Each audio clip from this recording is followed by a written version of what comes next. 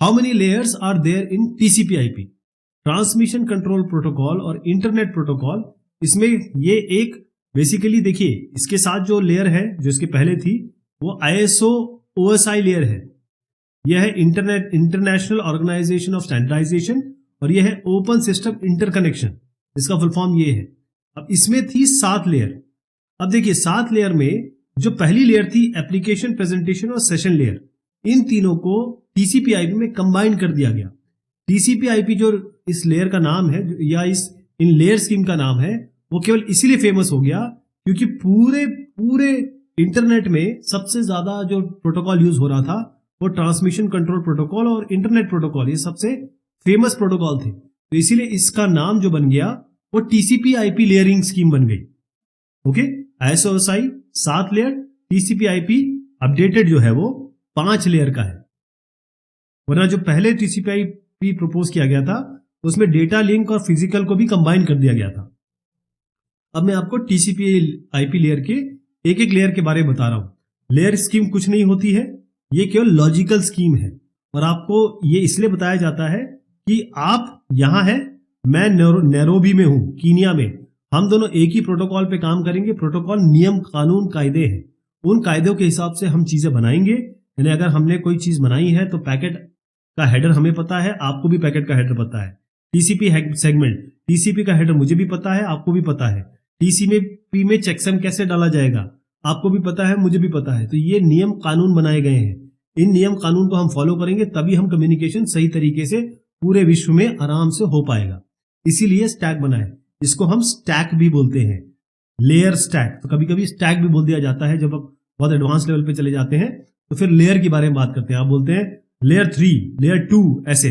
तो अभी तो आप खैर इस तरीके से याद कर रहे हैं, आगे चल के आप लेयर 4 बोलेंगे तो आपको समझना चाहिए लेयर 4 मतलब आप ट्रांसपोर्ट लेयर के बारे में बात कर रहे हैं। इसको याद कैसे करेंगे? AT&DP, AT&DP।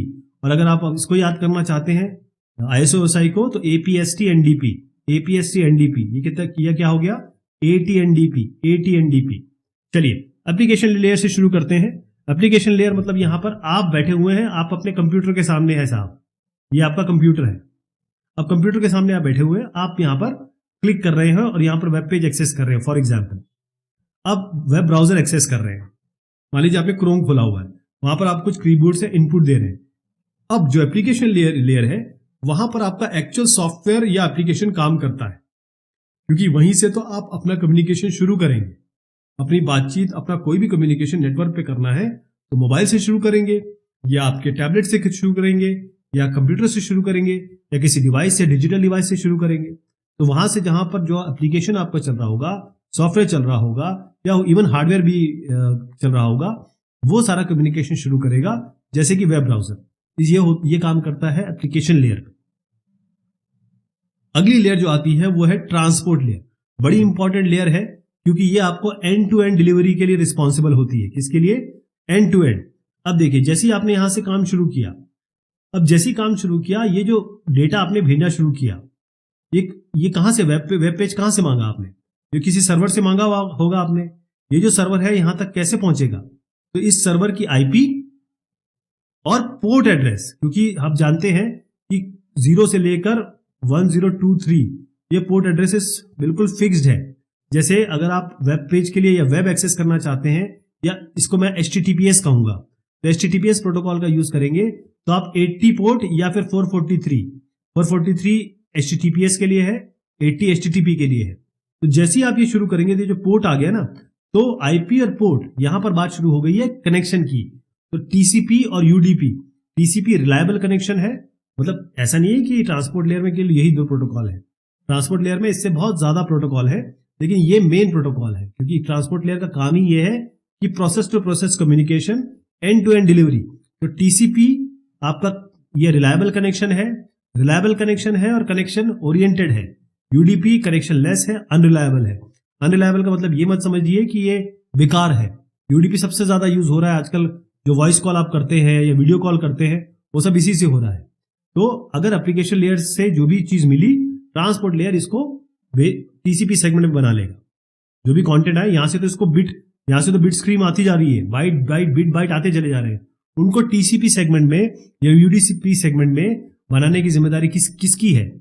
टीसीपी यूडीपी की। चलिए टीसीपी सेगमेंट बन गया, अब यूडीपी सेगमेंट बन गया मान लीजिए। अब वो किसके पास जाएगा? वो जाएगा नेटवर्क लेयर पे। यहां पर आप आ चुके हैं। अब यहां पर बनेंगे आपके आईपी पैकेट्स। क्या बनेंगे? IP packets. यहां पर हम पैकेट कहते हैं, यहां पर सेगमेंट कहते हैं।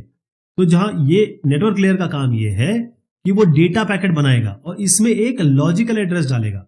ध्यान दीजिएगा कि अगर मैं कहूं कि 162.192.6.1 ये क्या है? ये एक आईपी एड्रेस है, ये एक लॉजिकल आईपी एड्रेस है। ये आपके कंप्यूटर को पूरे ब्रह्मांड में यूनिकली आइडेंटिफाई करेगा। ओके, फिर इसका काम जो है नेटवर्क लेयर का वो है राउटिंग। राउटिंग का काम ये मतलब ये है कि आपके सोर्स से, आपने जहां से शुरू किया वहां से डेस्टिनेशन तक पहुंचाने का काम किसका है? नेटवर्क लेयर का है। आईपी से मैंने कहा ना कि जैसे आपका एक आईपी होगा इस तरीके का, तो आपके जो डेस्टिनेशन है उसका भी आईपी होगा, वहां से ये भेजेगा। तो नेटवर्क लेयर का काम क्या है? राउटिंग। अब राउटिंग क्या होगा? मतलब किस राउटर पे जाना है पहले और कौन सा पाथ चूज करना है, ये करना है, ये करना है, ये काम नेटवर्क लेयर का है। अब चलिए साहब, पैकेट बन गए, नेटवर्क लेयर ने उसको भेज दिया नेटवर्क पे। अब डेटा लिंक लेयर का काम आ गया। डेटा लिंक लेयर जो है वो काम क्या करती है? यहां पर आईपी पैकेट बन गए, इस आईपी पैकेट को फ्रेम में चेंज करती है। इफ ये जो आईपी पैकेट है ना, इनको असली फिजिकल लेयर में भेजना है तो ये आईपी पैकेट नहीं भेज पाएंगे, इसको फ्रेम में तब्दील करना पड़ेगा। तो क्या होता है? डेटा लिंक लेयर अपना हेडर इसमें डालती है। हर एक लेयर अपना अपना हेडर डाल रही है, ध्यान रखिएगा। और ये सब इनकैप्सुलेट हो रहे हैं, मतलब ये जो बना वो इसके अंदर आ जाएगा, ये जो बना ये इसके अंदर आ जाएगा। तो फ्रेम बनेगा, मतलब जो आईपी पैकेट है उसको डिवाइड किया जाएगा, अपने हेडर और ट्रेलर डेटा लिंक लेयर जोड़ेगा। और इसका मेन काम जो है, यहां पर ये लॉजिकल एड्रेस था, अब यहां पर ये फिजिकल एड्रेस की बात करेगा। एक्चुअल एड्रेस, हर कंप्यूटर का एक लॉजिकल एड्रेस होता है, यूनिक।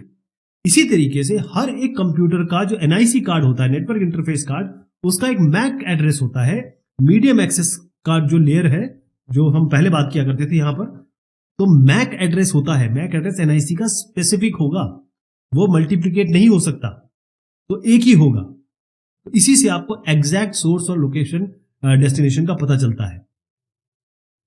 अब आ गया फिजिकल लेयर पे। एक्चुअल वायर, आपके पास जो भी वायर सामने दिख रही हो, आपके सामने जो भी वाईफाई चल रहा हो, वो एक्चुअल फिजिकल लेयर है। तो अब यहां पर ये जो आपका फ्रेम हो गया, ये जाता है, अब ये बनता है बिट्स में। ये जो फ्रेम है ये बिट्स में एक एक करके जाता है और अब एक्चुअल कम्युनिकेशन हो रहा है, एक्चुअल बिट ट्रांसफर हो रहा है, चाहे वो डिवाइस हो, वायर्ड हो, वायरलेस हो। तो फिजिकल लेयर का काम अब शुरू हुआ। तो अब फिजिकल लेयर किससे मीट करेगी? जाके दूसरे डिवाइस के फिजिकल लेयर से। फिर फिजिकल लेयर पे मान लीजिए अब ये आपका दूसरा डिवाइस है, यहां से आपने भेज दिया, दूसरा डिवाइस इसे ही मान लेते हैं। अब वो बिट को फिर फ्रेम में बदला जाएगा।